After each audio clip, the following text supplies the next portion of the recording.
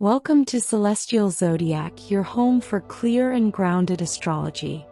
In this video, we're going to talk about how transits actually affect your life and, more importantly, how to work with them in a way that gives you clarity instead of confusion. One of the biggest misconceptions in astrology is thinking that transits control your life, when in reality there's something very different. Transits don't force outcomes. They don't make things happen to you in a fixed, unavoidable way. Instead, they create windows of energy, moments in time where certain themes, pressures, or opportunities become more active. Think of transits like weather. If it's raining, you can choose to stay inside, go out with an umbrella, or even dance in it. The weather doesn't force your reaction, it simply sets the conditions. That's how transits work. They bring awareness to certain areas of your life, but what you do with that awareness is still up to you. This is where free will comes in. Astrology doesn't remove your ability to choose. It gives you timing. It shows you when certain patterns are more likely to show up, so you can respond more consciously instead of reacting automatically. Instead of using astrology to predict exactly what will happen, it's much more powerful to use it as a navigation tool. It helps you understand when to push forward, when to pause, and when something is asking for your attention. One of the biggest misunderstandings is the idea that a transit will affect everyone the same way. That's not how it works. A transit only becomes personally meaningful when it interacts with your natal chart, which is your unique blueprint.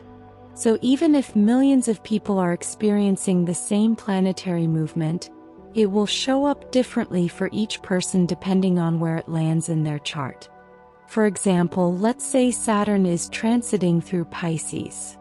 This is something everyone is experiencing at the same time, but it won't affect everyone in the same way. If that transit is happening in your 10th house, it might show up as pressure or responsibility in your career. Maybe taking on more work, redefining your goals, or feeling tested professionally. But if that same Saturn transit is happening in someone else's 4th house, it could show up in their home or family life instead, like dealing with responsibilities at home, setting boundaries with family, or restructuring their living situation. The planet is the same, the timing is the same, but the area of life it affects is completely different depending on the chart. Another common myth is that transits change who you are. They don't. Your natal chart represents your core patterns, your tendencies, your strengths, and your challenges. Transits don't rewrite that. They activate parts of it. They bring certain traits, emotions, or situations to the surface, but they're not turning you into someone else. Let's say you have a natal tendency to avoid conflict. If a Mars transit activates that part of your chart, you might suddenly find yourself in situations where conflict comes up more often. But the transit isn't turning you into an aggressive or confrontational person. It's simply bringing that pattern to the surface so you can see it more clearly and decide how you want to handle it. Someone else with a different natal pattern might experience that same Mars transit as motivation, confidence, or taking action. So again, the transit doesn't change your core personality, it activates what's already there in different ways for different people. There's also the idea that bad transits automatically lead to bad outcomes, and this can be really misleading. Some of the most difficult transits can feel intense, but they're often the ones that lead to the most growth, clarity, and long-term change. A challenging transit might feel uncomfortable, but uncomfortable doesn't always mean negative. For example, let's say someone is going through a Venus retrograde transit, which is often seen as challenging in astrology. This can bring up issues in relationships, values, or self-worth. A relationship might feel uncertain, old feelings could resurface, or someone might start questioning what they truly want. On the surface, this can feel uncomfortable or even disappointing. But at the same time, this kind of transit can create powerful clarity. It can help someone recognize patterns in relationships, reconnect with their own values, or realize what is and isn't aligned for them anymore. So while it may not feel easy in the moment, it can lead to healthier choices and more authentic connections afterward. In that way, the discomfort isn't negative, it's actually part of a deeper realignment. And finally, there's the confusion between transits and fate. Transits are not fate. They don't lock you into a specific outcome. They describe timing and themes, not fixed events. The most important way to work with transits is simple: awareness before reaction. When something comes up during a transit, whether it's emotional, external, or situational, the goal isn't to react immediately. It's to notice.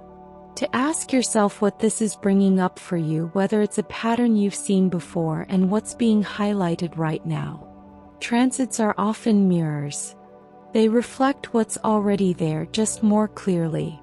Another key is timing your decisions. Not every moment is meant for action. Some transits are better for moving forward, making decisions and taking risks, while others are better for slowing down, reflecting, and reassessing. When you understand the timing, you stop trying to force things during periods that are meant for adjustment or growth. During heavier transits, especially the slower ones, reflection becomes really important.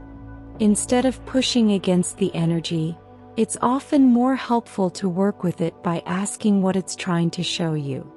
Then once the transit passes, there's a phase that people often overlook, which is integration. This is where you take what you learned and actually apply it. Because the real value of a transit isn't just what happens during it, it's how you change because of it afterward. For example, let's say Jupiter, a planet that represents growth, opportunity, expansion, and belief, is moving through your 10th house. Your 10th house is associated with career, public image, and status. This can be a time when doors open more easily, and it might feel natural to go after a promotion, launch something new, or take a bigger step forward professionally. That's a moment where taking action is supported. But at the same time, even during a generally supportive transit, there can still be periods where things feel unclear or not fully developed yet. If you try to rush into something before you're ready, you might overcommit or take on more than you can realistically handle. However, if you take the time to plan, refine your goals, and move forward at the right moment, you're much more likely to use that Jupiter energy in a way that actually leads to growth. So it's not just about what the transit is, it's about how and when you choose to act within it. Transits don't control your life. They don't define your future. But they do offer something incredibly valuable: awareness, timing, and insight into the patterns that shape your experience. And when you learn how to work with that instead of against it, astrology becomes less about prediction and more about empowerment. Thank you for watching Celestial Zodiac. If you enjoyed this video, don't forget to like, subscribe, and share.